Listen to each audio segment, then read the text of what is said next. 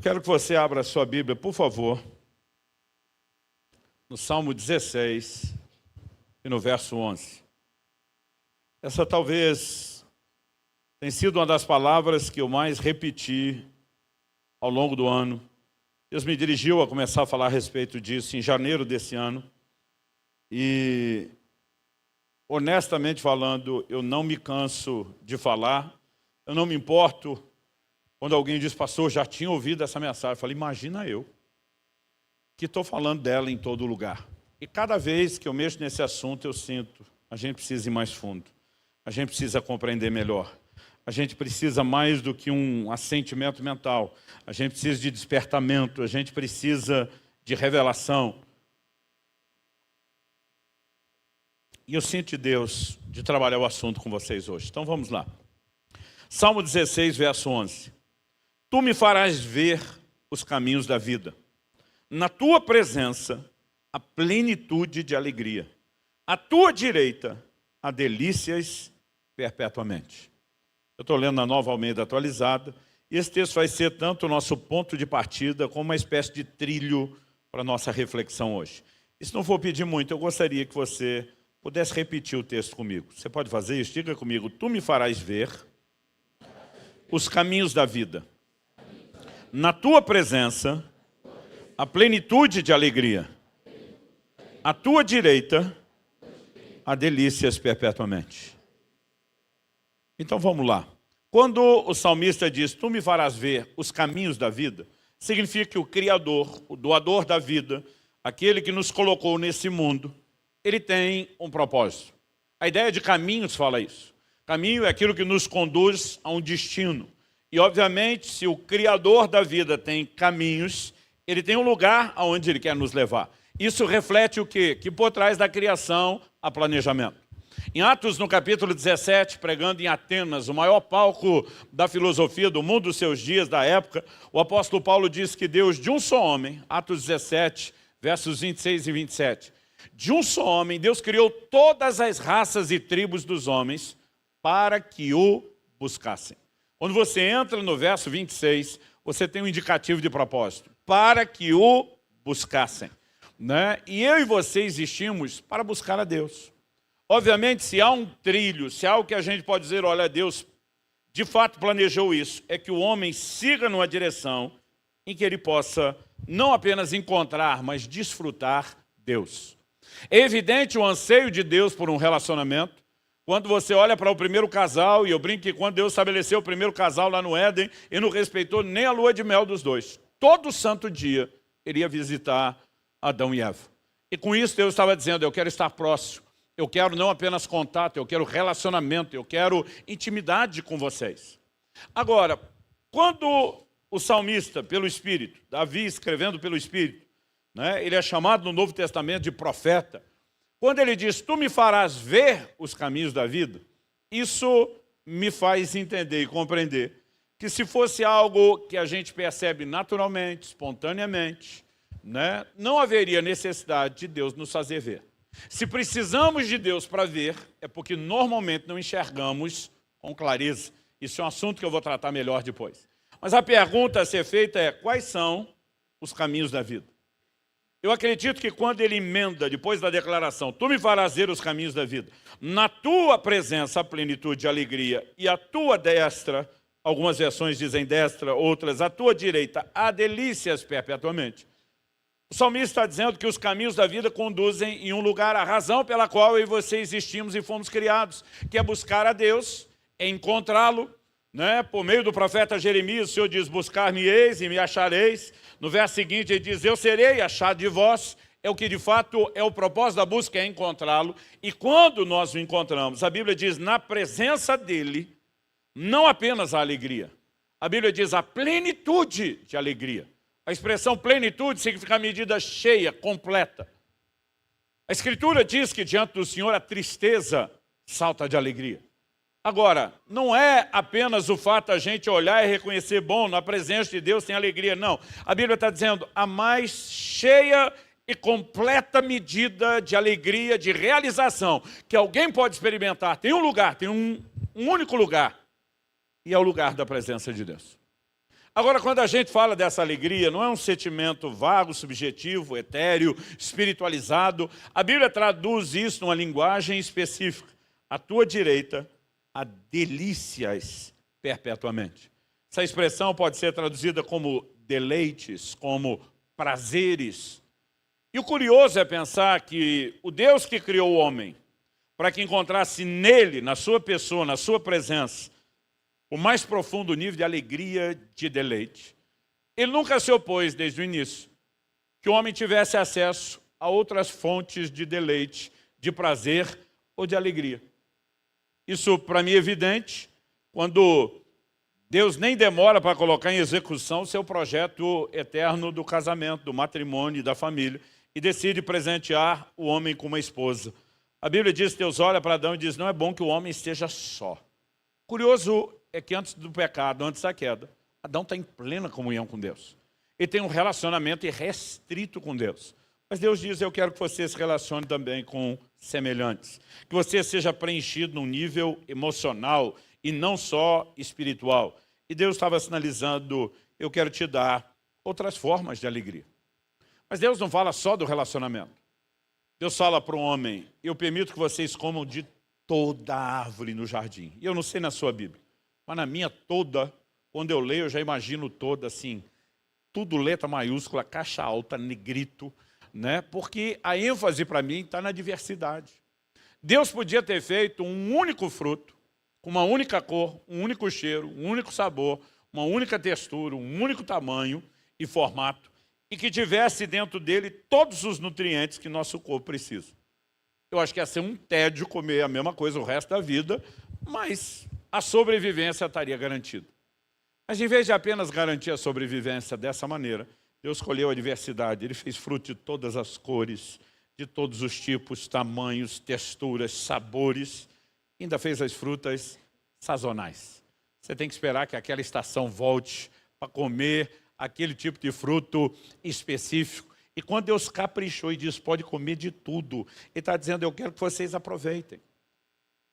Aí eu fico olhando para essas coisas pensando, o Deus em cuja presença há plenitude e alegria, e que sabe que só Ele seria suficiente para realizar, nunca se sentiu inseguro, e nunca teve problema que a gente acessasse também outras formas de alegria ou de prazer. Mas o que Ele estabelece como clara restrição desde o início é, mas não cruzem o limite do proibido, que os levará para longe de mim, que fará com que vocês desconectem de minha fonte de realização.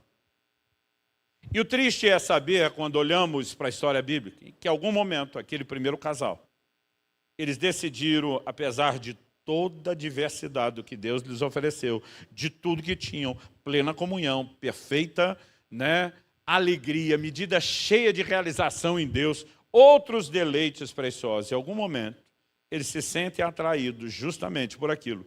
Queria gerar não apenas morte espiritual, mas desconexão com a mais plena fonte de realização que o ser humano pode ter. E eu e você sabemos os resultados dessa escolha trágica. Romanos 5,12 faz uma releitura disso, dizendo, por meio de um só homem entrou o pecado no mundo, através do pecado a morte passou a todos os homens, e o início de uma tragédia estava estabelecido. Porque a humanidade se distanciaria de Deus, a humanidade começaria a correr atrás de prazeres enganosos, que são vendidos no formato, né, de prazeres, mas por trás tem o pecado e tem a morte. Outro dia eu vi um pregador dizer, pecado não dá prazer para ninguém. Eu pensei, se não desse, ninguém pecava. Só que Hebreus 11:25 fala dos prazeres transitórios do pecado. O problema é que é um tipo de prazer que não dura, que não é permanente, que não é completo. Ele é fake. Ele é muita manchete para pouca notícia, como diria os antigos. Então, as pessoas acabam cada vez mais distantes daquilo que Deus tem, atraídos por algo que elas fantasiaram, e que, na verdade, é muito pior, inferior daquilo que abriram mão. Eu fico pensando, o que leva um casal como Adão e Eva, que tinha tudo, a abrir mão da fonte de realização como eles abriram?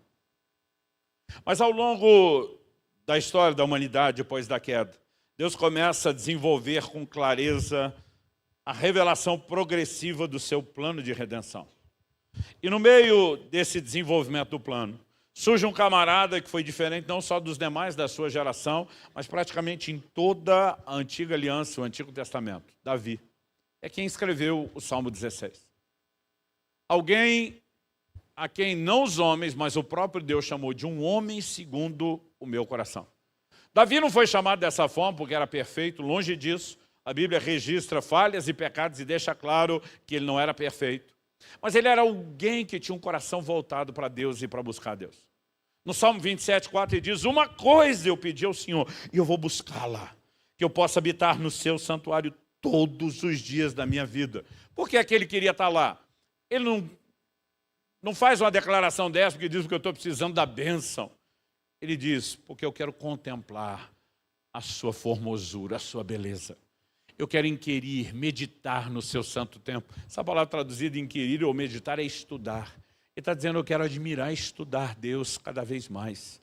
Eu quero entendê-lo. Davi era obcecado pela presença de Deus. No Salmo 26:8 ele diz, eu amo o lugar da tua habitação, o lugar onde permanece a tua glória.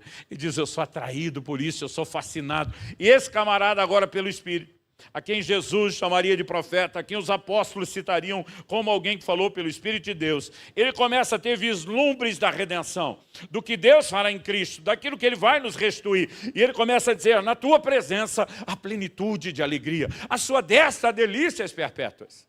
E esse homem, diferente dos demais, enxergando mais do que a maioria jamais enxergou, buscando Deus mais do que a maioria jamais buscou, em algum momento, também resolve ultrapassar o limite do proibido. E por um prazer transitório, ele simplesmente se desconecta da fonte de plena alegria que ele mesmo, pelo Espírito, havia vislumbrado. Não estamos falando de uma tragédia permanente, irreversível. Nós sabemos que Davi se arrependeu e foi restaurado, mas é evidente que os danos e consequências do seu pecado o atingiram e o atingiram com muita força. O que me leva de novo a fazer a pergunta.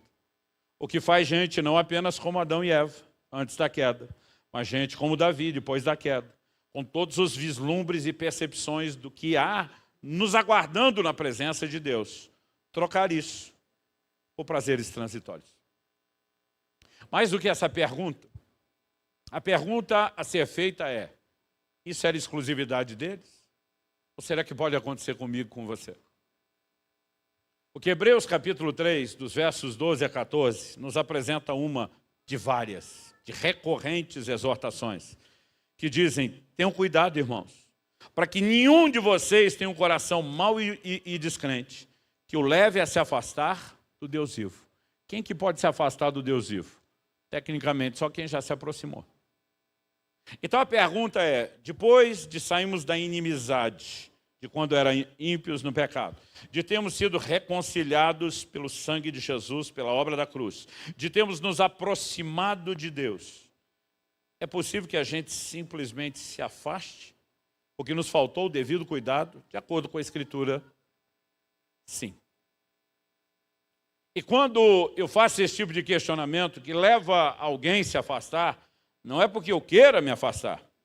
A ideia de entender o processo de como se perde essa sensibilidade para com Deus é justamente para evitá-lo. E o tema da minha mensagem hoje é preservando a sensibilidade para com Deus.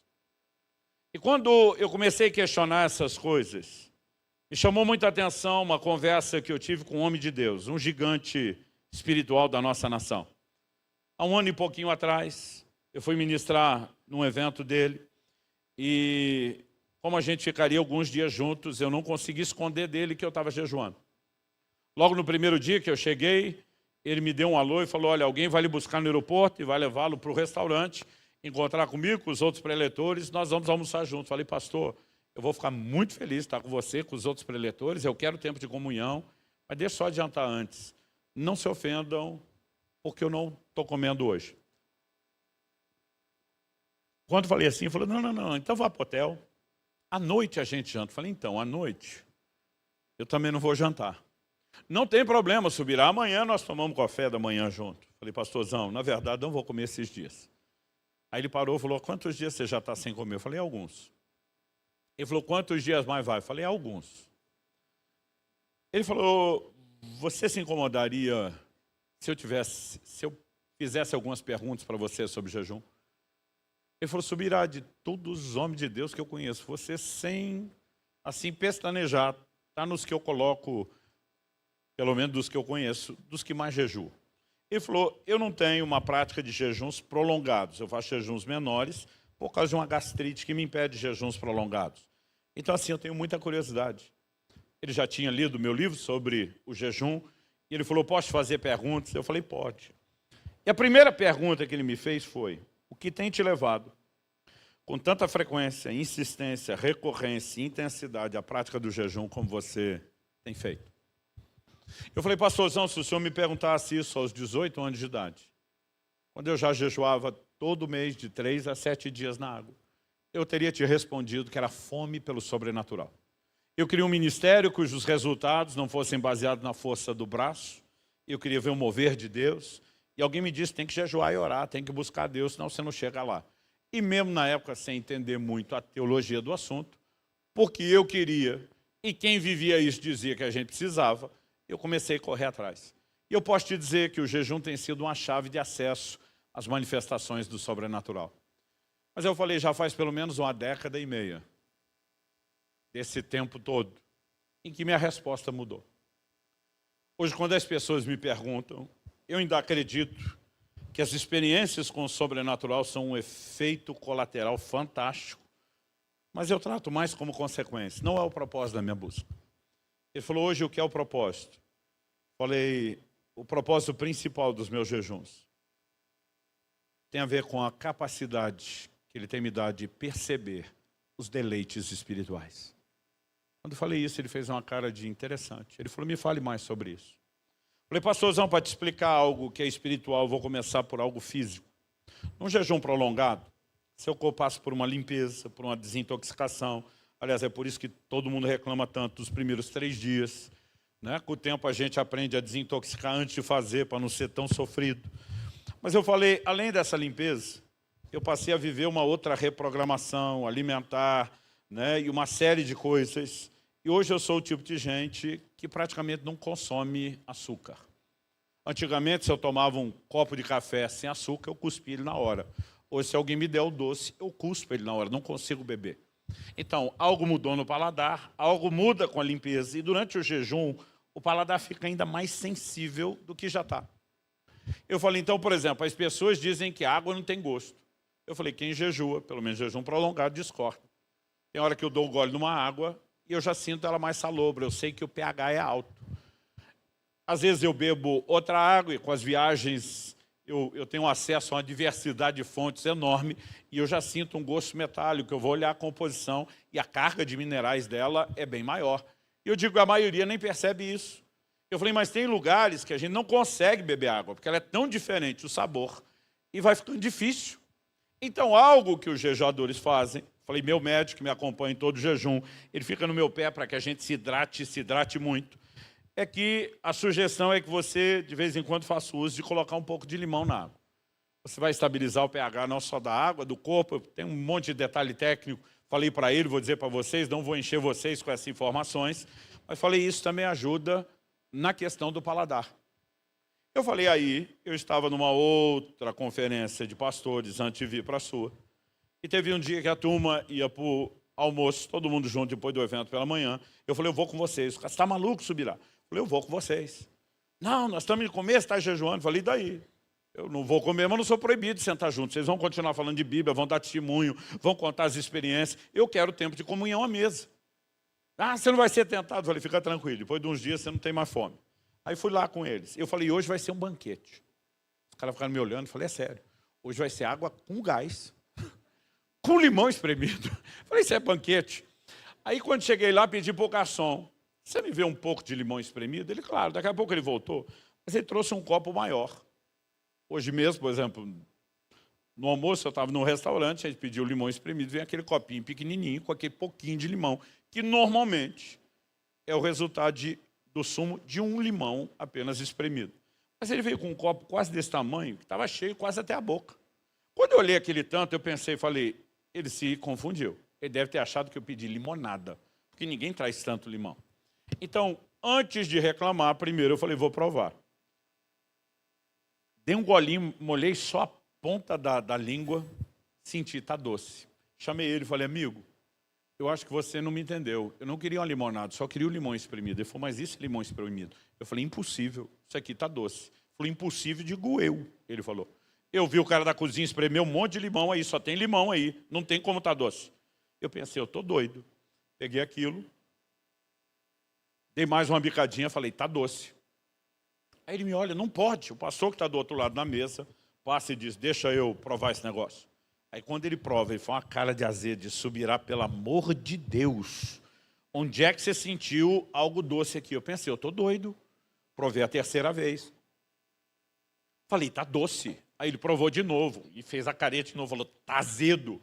Todo mundo na mesa entrou de curioso, querendo provar, e eu quase fiquei sem limão. E todo mundo fazia a mesma careta de azedo e dizia, Subirá, você tá maluco, isso aqui não tem nada de doce. E foi só a essa altura que eu lembrei do jejum. Aí eu falei, é meu paladar. Falei, eu estou percebendo a frutose do limão que ninguém consegue perceber. O doce do limão. Por que eu estou contando isso? Porque uns dias depois, eu estou em outra conferência de pastores, e eu fui para o almoço com a turma, e quando terminou o almoço, um deles pegou como sobremesa uma salada de fruta. E na hora de comer a salada de fruta, ele pegou e virou uma lata de leite condensado em cima. Eu queria voar no pescoço dele. Para que o limão está doce, imagina as outras frutas. Eu queria voar no pescoço dele e gritar, você não precisa botar essa, com perdão da palavra, essa desgraça do leite condensado. A fruta já é doce.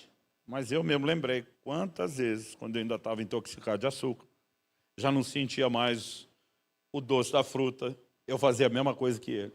Eu pensei, é melhor ficar quieto, cada um cuida da sua vida. Mas eu ficava pensando, como é que alguém estraga a fruta dessa forma? Mas é porque nós estamos falando de percepções diferentes. Eu olhei para aquele pastor e falei, meu amigo, o jejum tem feito por mim, espiritualmente, o que naturalmente ele faz pelo meu paladar. Ele tem me dado a capacidade de perceber doçura, onde não é só os outros não estão percebendo, onde eu não percebi antes. Então, às vezes eu estou lendo a palavra. Eu fico olhando para aquilo que eu começo a entender e me perguntando, isso sempre foi doce desse jeito? E eu é que não percebi. Às vezes eu estou num momento de oração e de adoração, e eu fico me questionando, isso sempre foi doce desse jeito? E eu é que não percebia?